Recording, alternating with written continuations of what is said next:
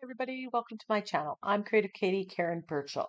In today's video, I am going to turn this pile of collage papers into a background that's going to work wonderfully well for this art journal page.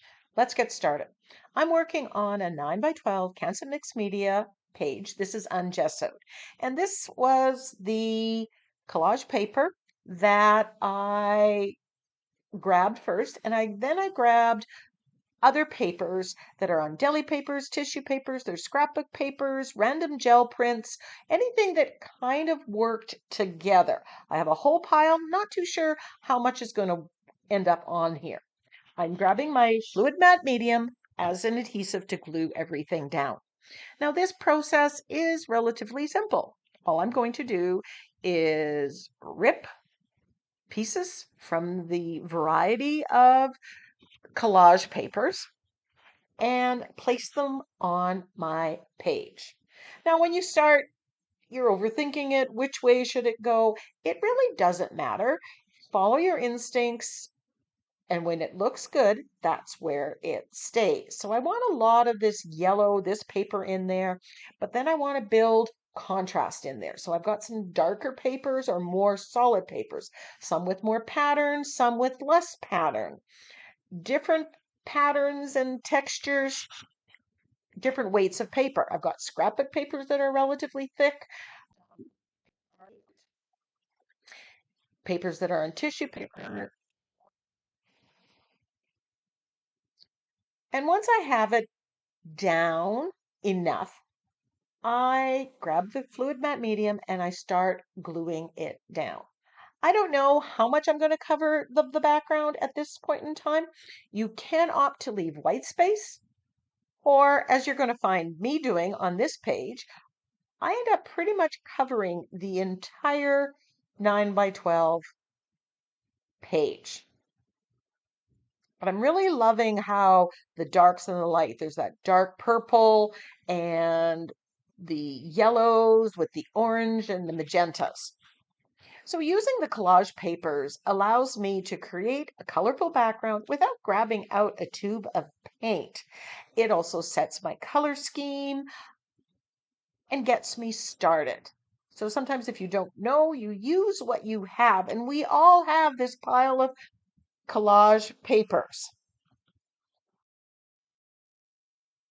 This is deli paper or tissue paper. I like how the white shows through, or whatever's behind it still shows through.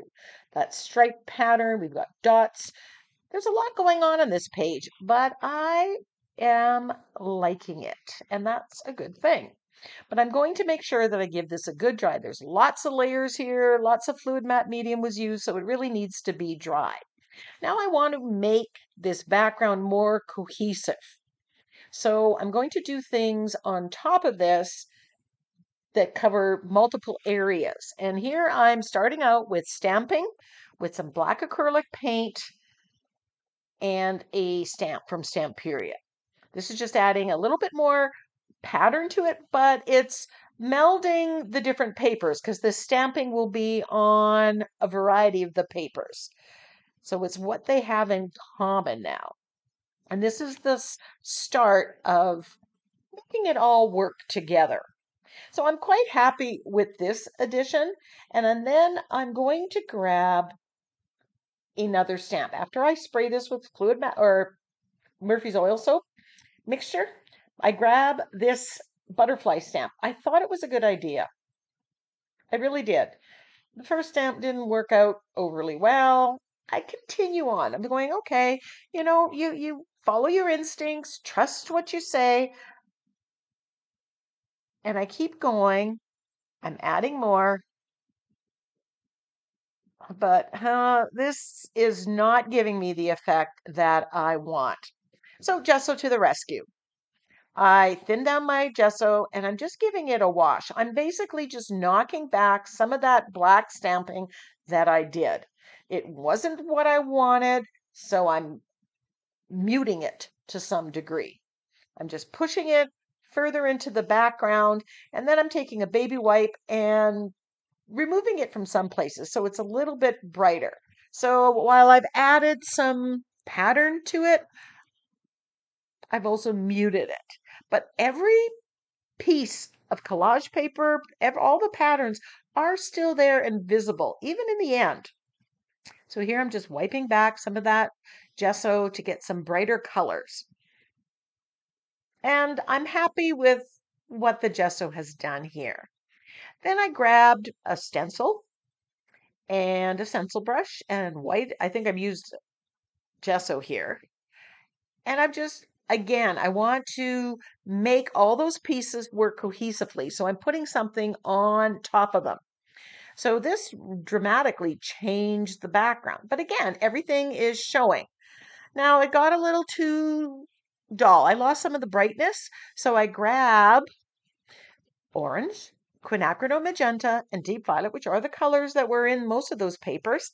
And I'm rubbing some of the color on top. This is bright color. Now, this in no way is blocking out anything of interest that's underneath it.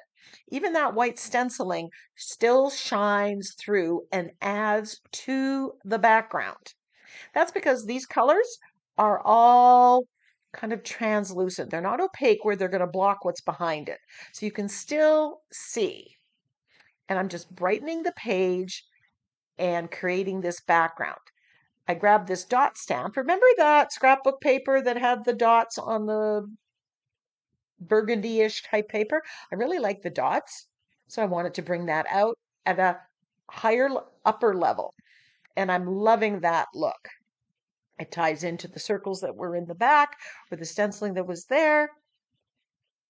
And again, it's creating this very cohesive background. At the end, I will show you from the beginning to the end the transformation of this page or background from the collage papers to now. And at this point, it's like, yes, I love it. It gave me a little bit of a fight, but I persevered and I love it. Now, what you're seeing here is out of stencil paper material, Mylar, I created some templates for waves. Now, you could absolutely do this freehand, but if you don't have the confidence to do that, you can cut it out, perfect it out of paper, put it on Mylar, and then you have a tracer. I trace this out with my Inktense pencils, and then with some black acrylic paint, I am activating it to make a design across the background. Add another bit of interest to the background. Now, at this point, I don't know what focal image I'm going to do. I just know I want to break up some of that background, make it a little bit more interesting to set off whatever focal image I end up picking. I'm also going, since I've got my angle brush here, I'm going to shade around the outside edge at this point. Quite a step that I usually do at the end of the page as part of the finishing. But here is a gorgeous background. It's divided into three. There's some interest there. Then I grabbed it in my templates. I had these figures. And again, these are out of cardstock, so it's a little bit thicker paper.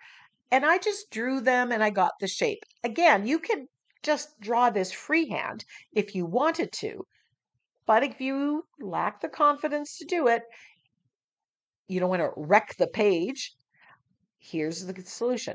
Just cut it out of paper, get that shape and size that you want, and then create with confidence. Here I'm tracing it with my white Inktense pencil, and I'm adjusting the height. I want 3 different heights on these people silhouettes. Now, instead of just going around the outside edge, I am going to paint out these characters, the silhouettes, with white acrylic paint. And I give it a couple coats drying in between. I don't know if I've gotten all of that on here, but I want it to stand out from the background. I need it to stand out because that's a very busy background. Lovely, but busy. So something solid. Now I could have painted this out solid orange, solid magenta, solid deep violet. I chose this. Would you have chosen a different one? Now all the texture and even the pattern does come through the white paint here. It's not completely obliterated. Then I decide I'm going to shade around these figures with 3 different colors. And you guess it, this one's magenta, the next one's going to be orange, and the last one is the deep violet. I'm pulling the colors from the background and bringing it into my focal image.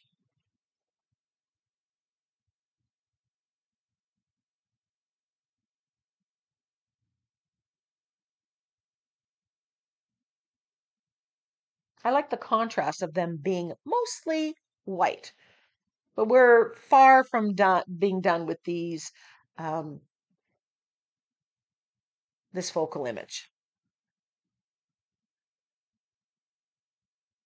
I'm kind of figuring it out as I go along, and that's what I want you to do. You don't have to have all the answers. You just do one thing, assess, pick the next thing.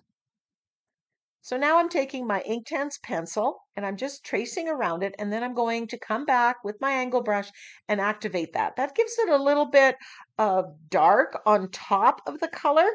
I found that without adding this dark in here, my focal images weren't standing out as much as I wanted them to. So I added this layer of dark, and I really like this double shading effect.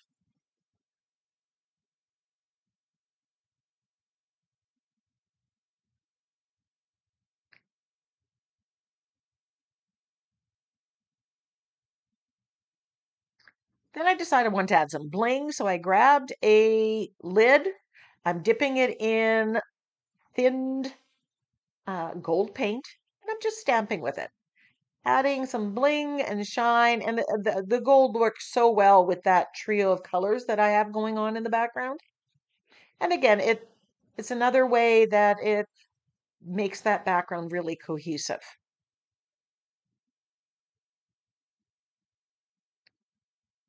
So save your lids, they become great stamps.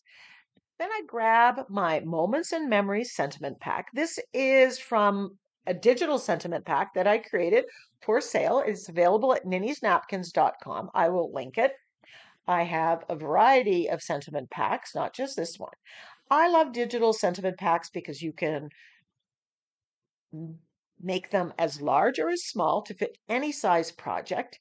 And then you have the luxury of cutting it up and making it fit your page perfectly. You could also print it on tissue paper or copy paper like I've done here. Anything goes. And you get, I think 30 or 40 sentiments in a pack as opposed to a physical stamped one. I played around with the orientation of this, and then I decided to go with this. I'm gluing it down again with my fluid matte medium. Those figures seem to be lacking something, so I grabbed that circle stencil and I'm using the colors, the 3 different colors, and I'm just stenciling some of those dots on the figures. Bringing again the background into the focal image, tying everything up. It just seemed that something was missing.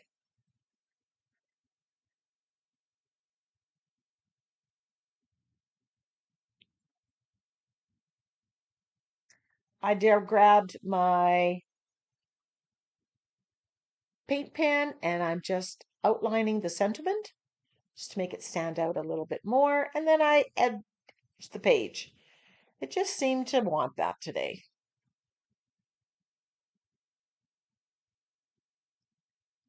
Then I decide I still need something on the figures, and I grab this floral stencil and I'm just stenciling with black. Just adding a little bit more detail. I didn't want it to look so plain.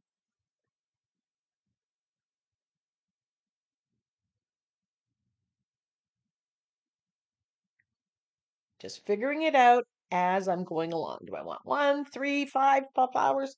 What do I want? What looks good?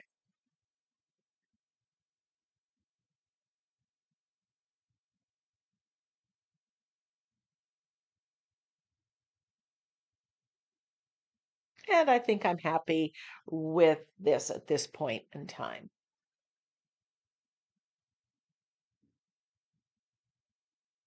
And there is the finished page. So from a pile of collage papers that had colors in common to a gorgeous, layered, textured background.